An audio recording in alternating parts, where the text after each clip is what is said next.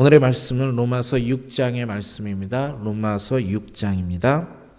1절부터 7절까지 제가 봉독하여 올리드리겠습니다. 1절부터 7절까지입니다. 그런즉 우리가 무슨 말을 하리요? 은혜를 더하게 하려고 죄에 거하겠느냐? 그럴 수 없느니라. 죄에 대하여 죽은 우리가 어찌 그 가운데 살리요? 무릇 그리스도 예수와 합하여 세례를 받은 우리는 그의 죽으심과 합하여 세례를 받은 줄을 알지 못하느냐? 그러므로 우리가 그의 죽으심과 합하여 세례를 받음으로 그와 함께 장사되었나니 이는 아버지의 영광으로 말미암아 그리스도를 죽은 자 가운데서 살리심 같이 우리로 또한 새 생명 가운데 행하게 하려 함이라. 만일 우리가 그의 죽으심과 같은 모양으로 연합된 자가 되었으면 또한 그의 부활과 같은 모양으로 연합한 자도 되리라. 우리가 알거니와 우리의 옛사람이 예수와 함께 십자가에 못 박힌 것은 죄의 몸이 죽어 다시는 우리가 죄에게 종노릇하지 아니하려 함이라. 이는 죽은 자가 죄에서 벗어나 의롭다 하심을 얻었음이라. 아멘.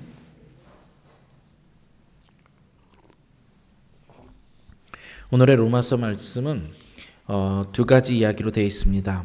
사실은 한 가지 이야기인데 나눠보면 두 가지로 나눠지는데, 그리스도와 함께 살고 그리스도와 함께 죽는다, 이런 사람들이 의의 종이다라고 하는 내용입니다. 그러니까 한 가지일 수도 있고 두 가지 있어서 분절을 잘 하지 않습니다. 그런데 혹시 7절까지 읽으시면서 이렇게 봉독해야 될 때 반복되는 단어가 있는데 혹시 무슨 단어가 반복되어지는지 아십니까? 지금 6장에요. 죽다, 그 다음에 장사 지내다, 이런 말들을 모두 포함해가지고 6장 한 장에만 14번의 죽음이라는 개념이 나옵니다. 또한 6장 한 장에 살다라는 말이 부활, 영생, 살다 해서 10번 나옵니다. 아주 많은 빈도입니다. 성경 한 장에 반복되면 한 5번을 넘어가면 꽤 많이 반복되는 단어입니다. 오늘은 성경에서 이렇게 보듯이 죽는다와 산다, 삶과 죽음이 관한 이야기가 6장 전체의 핵심 내용입니다. 질문이 하나 있습니다. 한번 대답을 속으로 한번 해보세요. 사실은 조금 이렇게 뭐라 그럴까? 기독교적인 생각들의 대답이 잘 안 나오기도 합니다. 죽음이란 무엇일까요? 죽는다, 죽음. 이게 무엇일까요? 네, 이 죽는다라는 말 자체가 그렇게 쉽지 않습니다. 생물학적으로는 아주 쉽습니다. 혹시 그냥 숨이 끊어지는 것, 심장이 멈추는 것, 그 정도 생각했으면 생물학적으로 아주 쉬운 겁니다. 그런데 의학적으로 생물학적으로도 똑같아요. 죽는다, 호흡이 멈추는 것, 심장이 멈추는 것, 아니면 정말 뇌가 멈춘다, 뇌사태가 사람이 죽은 거냐, 심장이 멈췄을 때 죽은 거냐, 아니면 물질대사, 세포들이 모두 다 세포들이 살아가는 것, 물질대사를 끝냈을 때 죽은 것이냐, 이런 의학적으로도요, 언제 사람이 죽었냐라는 논쟁이 좀 있습니다. 그런데 종교적으로 좀 더 정확히 얘기하면 기독교적으로 죽는다라고 하는 것은 무엇일까요? 왜냐하면요, 우리가 죽는다라고 하는 건 조금 다릅니다. 우리는 죽음 이후에 부활을 믿죠. 그러니까 다시 살아요. 다시 삽니다. 그러면 이건 어떨까요? 설교도 그렇고 성경도 그렇고 많은 기독교적인 개념 중에 이런 게 있습니다. 하나님을 믿는 우리는 의롭다 칭함을 받은 후에 의인은 부활하여 영생을 누리지만 죄인은 죽는다. 이 말은 맞는 말일까요? 틀리는 말일까요?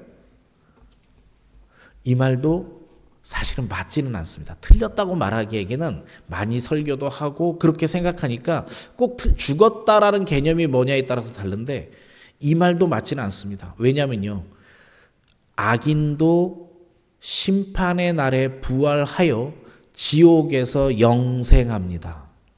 자, 다시요.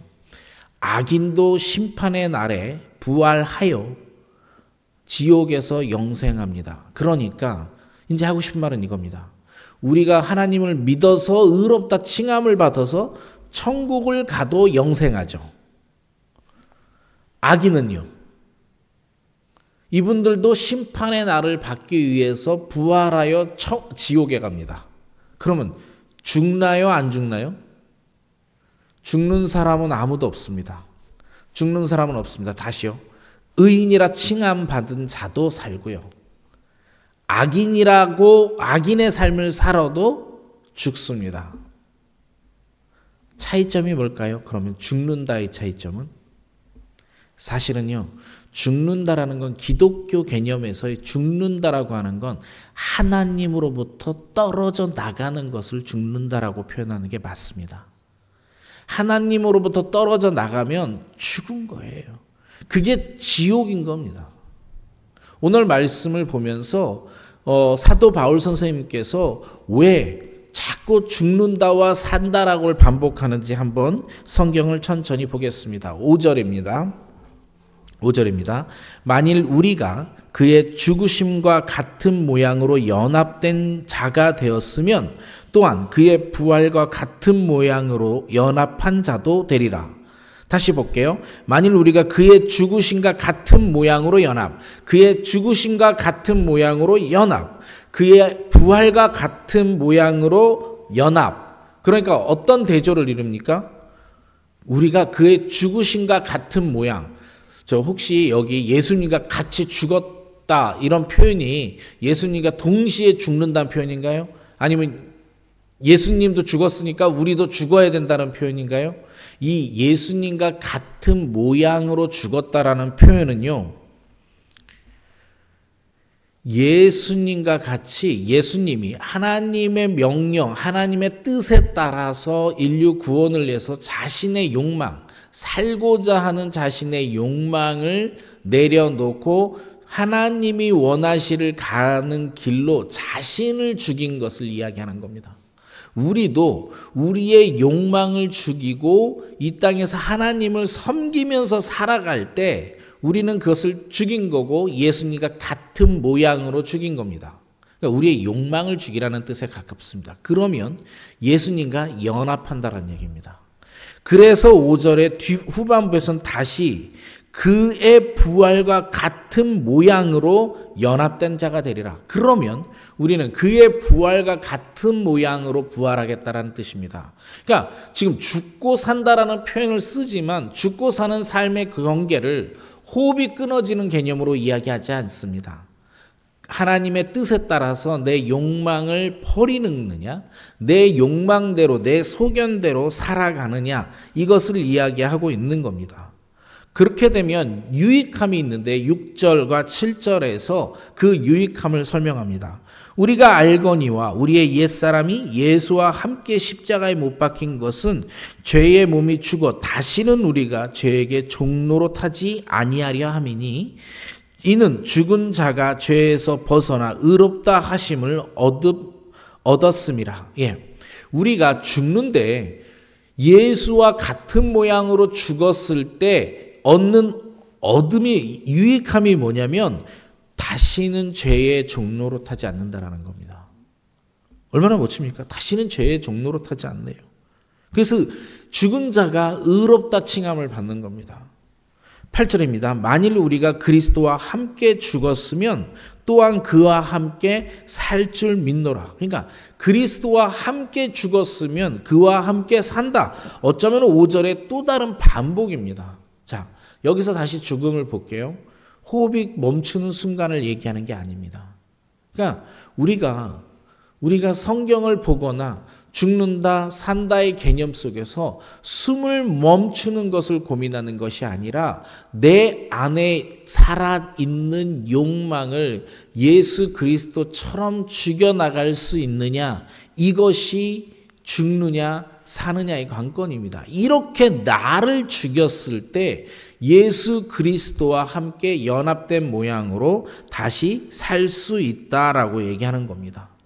자, 이제 한번 오늘 성경에는 없지만 한번 생각을 해볼게요. 예수와 연합된 모습으로 내가 죽었어요.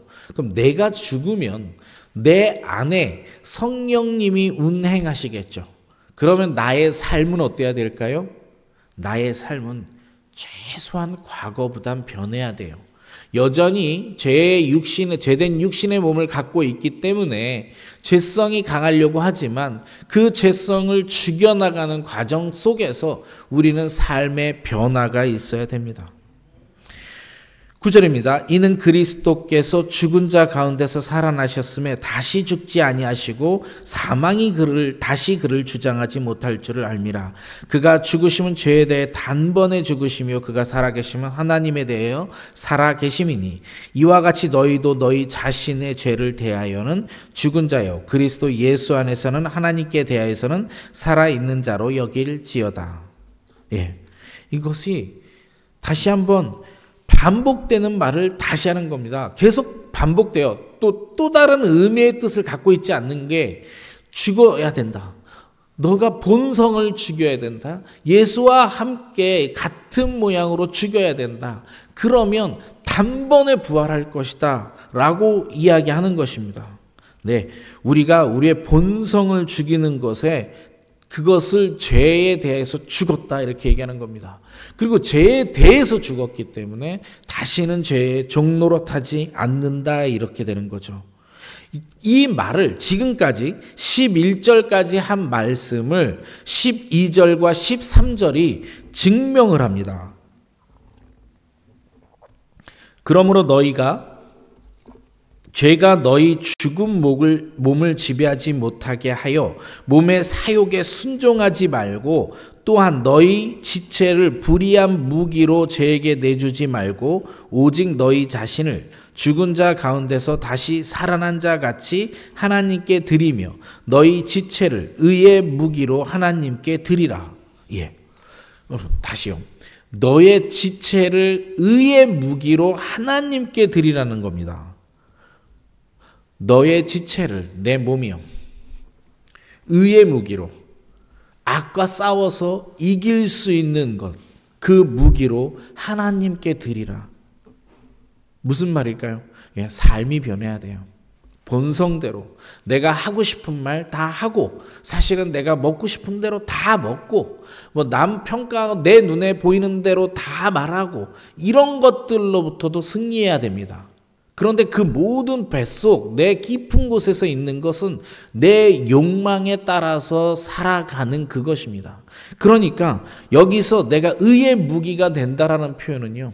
어떤 면에서 내 욕망을 죽임으로써 하나님의 뜻에 따라 살아갈 때 정말 진정한 주의 군사가 될 수 있는 거죠. 악과 싸워서 이길 수 있는 상태가 되는 거니까요. 14절입니다. 죄가 너희를 주장하지 못하리니 이는 너희가 법 아래에 있지 아니하고 은혜 아래에 있음이라. 이 말씀을 묵상하면서 저는 14절에서 또 커다란 은혜를 받았습니다. 법이라는 단어가 나오는데요. 여기서 사도 바울이 쓴 것은 율법이라는 단어는 맞습니다. 틀렸다라는 게 아니라 이 법이라고 하는 걸 성경에서 읽을 때 또 우리는 한쪽만 좀 생각하긴 합니다. 율법 쪽만 생각하긴 하는데 알버트 월터스라고 하시는 분이 창조 타락 구속이라는 책에서 법이라는 용어를 풀이해 줍니다. 그분이 풀이하는 이 법은 두 가지입니다. 하나님이 세상을 통치하시는데 율법을 주셔서 통치합니다. 율법을 주셔서 우리에게 옳고 그른 것, 어떻게 살아갈 때 하나님께 합당한 삶을 살아가는지 율법을 주셨습니다. 그런데 그 월터스라고 하는 학자는 이 법은 하나님의 율법뿐만 아니라 자연법도 생각해야 된다. 하나님은 비를 내리면 그 비를 내려서 식물이 번성하게 하고 식물이 번성하게 하는 것으로 인류와 모든 생명체를 먹여 살리시는데 이것은 하나님의 자연법이다 이렇게 이야기합니다. 그래서 하나님이 세상을 통치할 때는 이 두 가지 법에 의해서 율법으로 사람들의 심령을 다스리고 자연법으로 이 땅의 모든 생명체를 다스린다. 하나님이 이 땅을 다스리는 법은 두 가지의 법이 있다. 이렇게 이야기합니다. 그래서 여기서 법이라고 생각할 때 율법만 생각하지 마시고요. 자연법도 있습니다. 그런데 죄가 너희를 주장하지 못하리니 이는 너희가 법 아래 있지 아니하고 은혜 아래 있음이라. 법 아래 있지 않아요. 율법이라든가 자연법으로부터도 우리는 초월할 수도 있다라는 뜻입니다. 주의 은혜가 넘치면 우리가 자 이거 한번 보세요. 우리가 그러니까 쉽게 얘기하면 나이를 들면 몸이 좀 망가지죠. 그건 자연법입니다. 나이를 들면 몸이 좀 망가지는 것. 그러나 은혜 아래 있으면 그것도 초월적으로 변할 수 있다. 이런 뜻입니다. 법 아래, 세상에 주는 법 아래 있지 아니하고 하나님의 은혜 안에서 살아갈 수 있다. 그것은 자연법도 초월할 수 있고요. 우리가 살아가는 동안 율법도 초월해서 살아갈 수 있다는 겁니다. 하나님께 맞출 때요. 내가 하나님을 맞추지 않고 자연법, 율법을 마음대로 살아가겠다는 것이 아니라 하나님께 맞추면 이 모든 것들을 초월해서 살아갈 수 있다는 뜻이죠. 은혜가 되었습니다. 15절입니다. 그런즉 어찌하여 우리가 법 아래에 있지 아니하고 은혜 아래에 있으니 죄를 지으리요. 그럴 수 없느니라. 은혜 아래에 있으면 초월적인 삶을 살아갈 수 있기 때문에 다시 죄를 짓지 아니할 수 있다라는 뜻입니다. 너희 자신을 종으로 내주어 누구에게 순종하든지 그 순종함을 받은 자의 종이 되는 줄을 너희가 알지 못하느냐. 혹은 죄의 종으로 사망에 이르고 혹은 순종의 종으로 이르느니라. 자, 16절과 오늘 23절 이따가 보겠지만 16절과 23절이 두 절이 오늘 6장의 핵심 절입니다. 그 핵심 절 중에서 제가 강조해서 하나만 다시 읽을게요. 혹은 죄의 종으로 사망에 이르고 혹은 순종의 종으로 의에 이르느니라. 그러니까 사망에 이른다라는 뜻은요. 부활해서 심판받을 거예요. 존재는 계속해요. 호흡할 거예요. 다만 이 죄의 종으로 사망한다라는 얘기는 하나님과 끊어진다라는 거예요. 하나님과 연합되지 못한다는 뜻입니다. 그리고요. 순종의 종으로 의에 이른다. 순종, 하나님을 믿는 것, 그분의 뜻대로 살아가는 것. 그런데 나를 죽여야 돼요. 나를 죽여서 내 본성을 죽여서 하나님으로부터 의롭다 칭함을 받는 것. 그래야 우리는 순종의 종에 이를 수 있다. 이런 얘기입니다. 그래서 17절부터 22절까지도 거의 다 반복되는 이야기입니다. 22절에 보면 그러나 이제는 너희가 죄로부터 해방되고 우리가 죽음이 호흡이 끊어지는 것이 아니라 죽음이 하나님과 관계가 끊어지는 거라는 인식을 하고 우리가 하나님과 연결되면 너희가 죄로부터 해방되고 하나님께 종이 되어 거룩함에 이르러 열매를 맺으니 그 마지막은 영생이라. 하나님과 연결되는 그 자체가 영생입니다. 23절 그래서 사도 바울은 결론을 이렇게 내립니다. 죄의 삭은 사망이요. 하나님의 은사는 그리스도 예수 우리 주 안에 있는 영생이니라. 말씀을 묵상하면서 이런 생각을 해봤습니다. 저는 이 말씀을 보면서 죽는다라는 것은 내가 하나님과로부터의 관계가 멀어지는 게 죽는 겁니다. 산다라는 것은 내가 하나님과 관계가 잘 정립돼서 연합하는 겁니다. 의인이든 악인이든 천국과 지옥에서 다시 다 존재할 것입니다.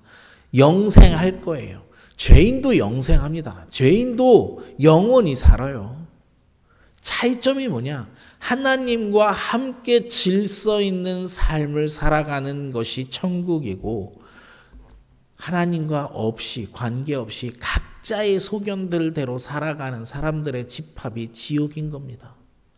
그렇게 말씀을 묵상하다가 저는 이 땅에서의 천국도 생각해 볼 수 있겠다 이런 생각을 합니다. 저는 분명히 저 하늘나라의 천국을 믿습니다.